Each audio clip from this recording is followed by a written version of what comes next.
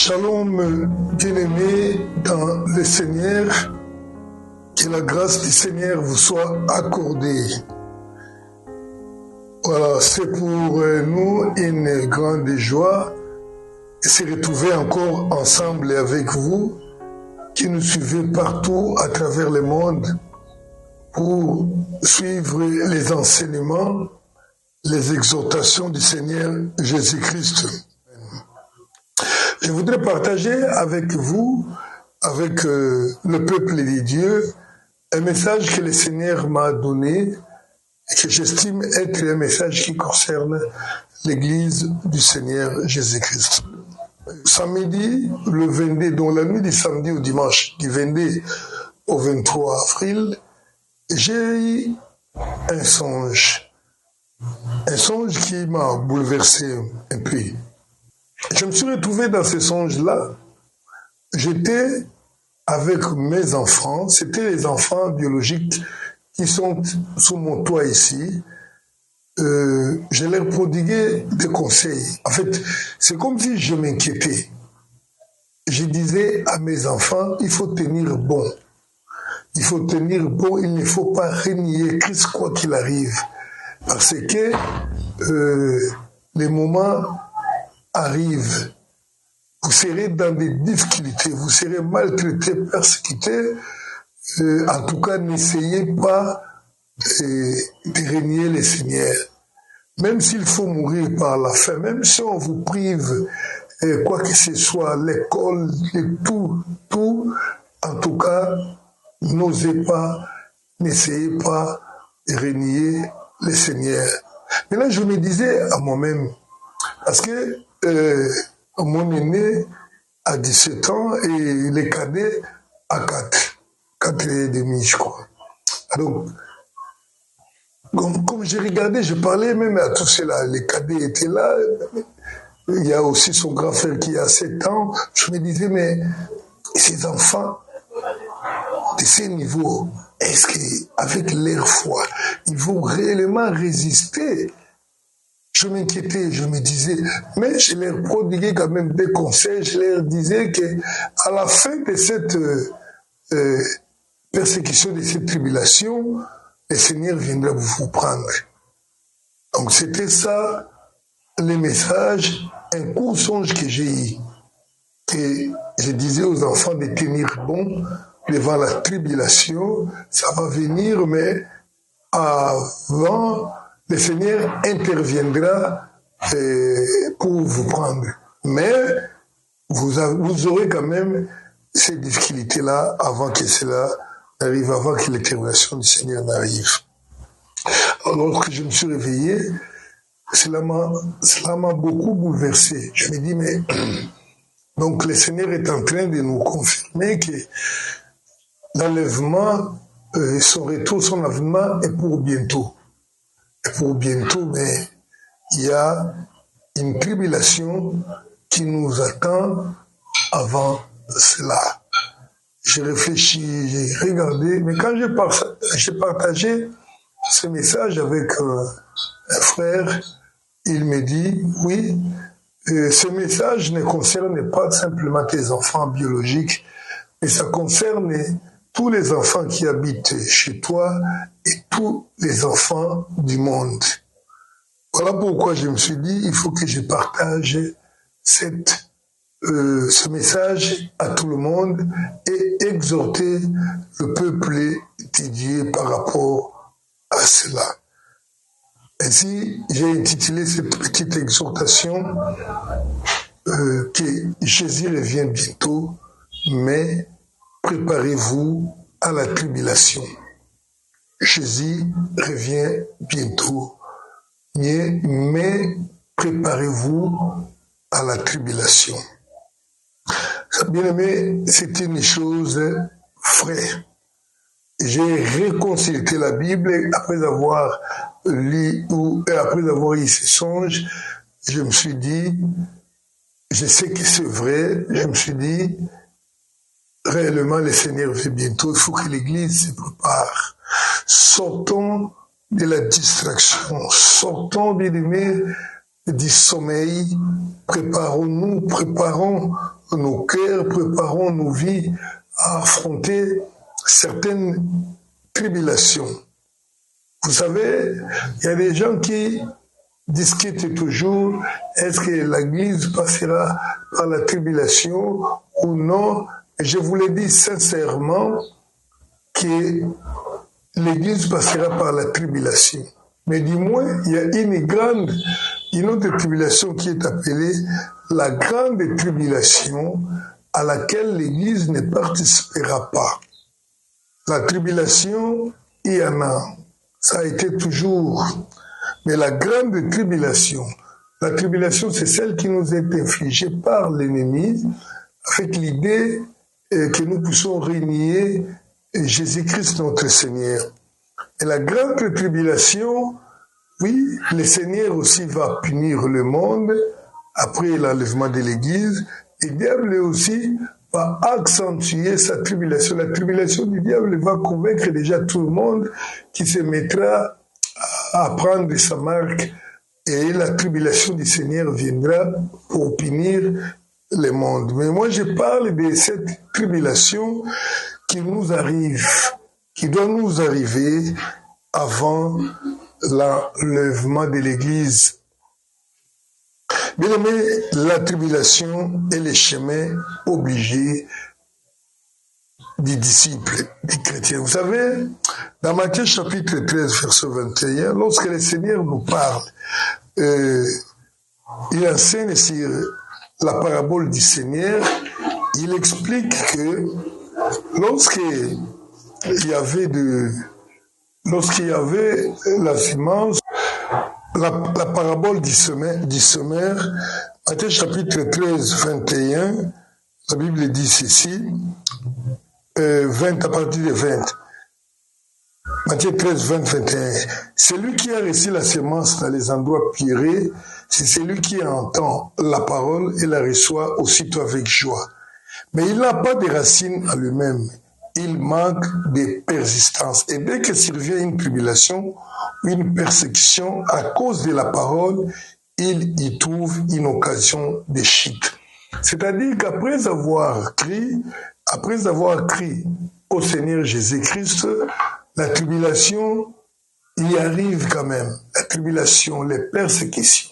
Donc la tribulation est un chemin obligé pour les chrétiens. Et Christ, lorsqu'il arrivait à la fin de sa course sur la terre, il prévenait déjà les disciples à ce sujet. Jean chapitre 16, verset 33. Christ avait prévenu les disciples en leur disant ceci, Jean 16, 33. Il leur dit, je vous ai dit ces choses afin que vous ayez la paix en moi. Vous aurez des tribulations dans le monde. Mais prenez courage, j'ai vaincu le monde. Donc les tribulations sont pour les chrétiens une part normale de la vie chrétienne. Et l'apôtre Paul, en enseignant un jour, il dit, vous savez, il exhortait les peuples, leur disant que c'est par beaucoup de tribulations que nous devons entrer dans le royaume de Dieu. Acte chapitre 14, verset 22. Je parle de la tribulation qui nous arrive bientôt. 22, Acte 14, 22, la Bible dit, fortifiant l'esprit des disciples, les exhortant à persévérer dans la foi, en disant que c'est par beaucoup de tribulations qu'il nous faut entrer dans le royaume de Dieu.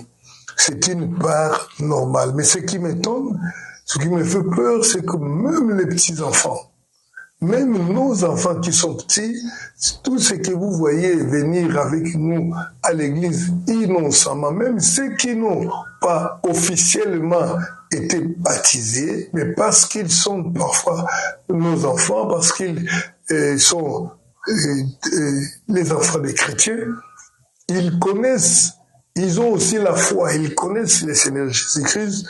Tous ces gens-là, on parle à la prédication. C'est ce qui m'a étonné, parce que la plupart de ceux avec qui j'ai parlé étaient réellement des enfants à qui on ne peut pas penser grand-chose.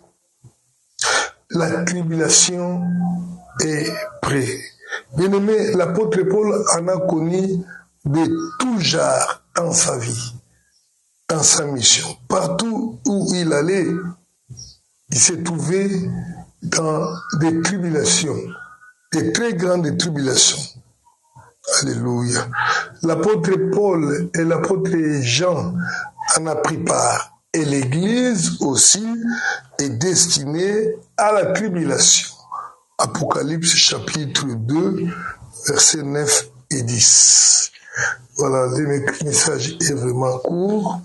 L'Apocalypse chapitre 9, chapitre 2 plutôt, versets 9 et 10. Je vais lire rapidement. Je connais ton affliction et ta pauvreté, bien que tu sois riche, et les calomnies de la part de ceux qui se disent juifs et ne le sont pas, mais qui sont une synagogue de Satan. Ne crains pas ce que tu vas souffrir. Voici, le diable jettera quelques-uns d'entre vous en prison, afin que vous soyez éprouvés. Et vous aurez une tribulation de 10 jours. Sois fidèle jusqu'à la mort, et je te donnerai la couronne de vie. Ce message est le message donné à l'une des églises de l'Apocalypse, à l'une de 7 églises que nous connaissons de la Bible.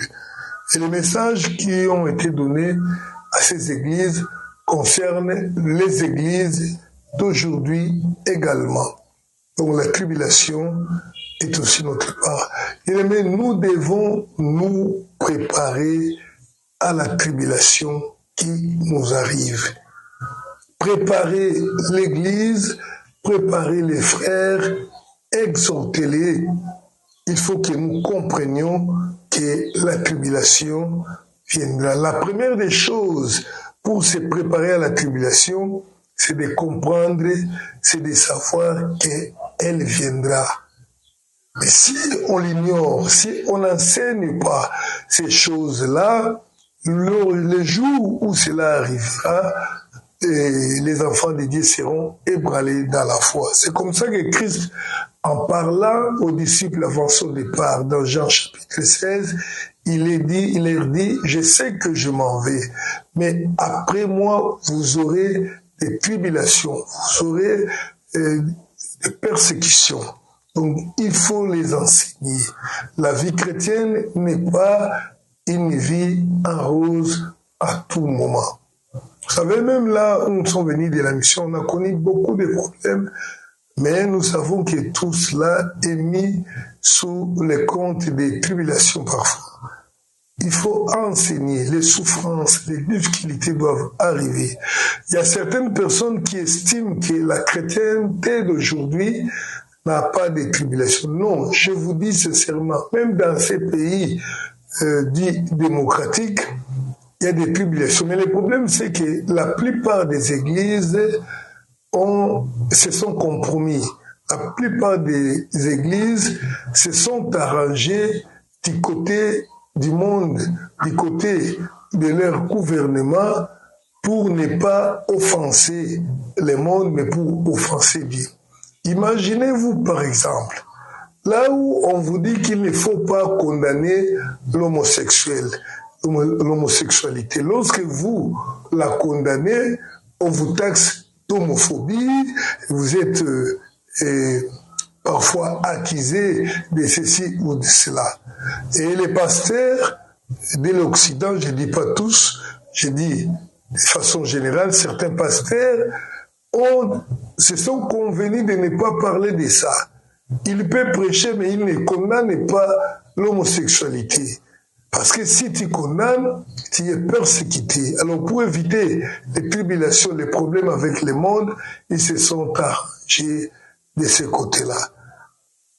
La tribulation doit exister. Ça existe, ça existera et ça viendra encore plus grave, tel que le monde est en train d'évoluer, tel que les lois sont en train d'être votées. Il n'y a plus la liberté de refuser. À un certain moment, on parlait de la liberté, mais la liberté aujourd'hui est une liberté, je ne sais pas si c'est vraiment une liberté, à un seul sens. Vous êtes libre de faire ce que vous voulez, mais vous n'êtes pas libre de constater que ce que l'autre fait n'est pas correct. C'est ça la vie d'aujourd'hui. Donc, préparez-vous à la tribulation qui viendra de plusieurs manières. Ne vous compromettez pas, ne cohabitez pas avec les systèmes du monde, condamnez les péchés.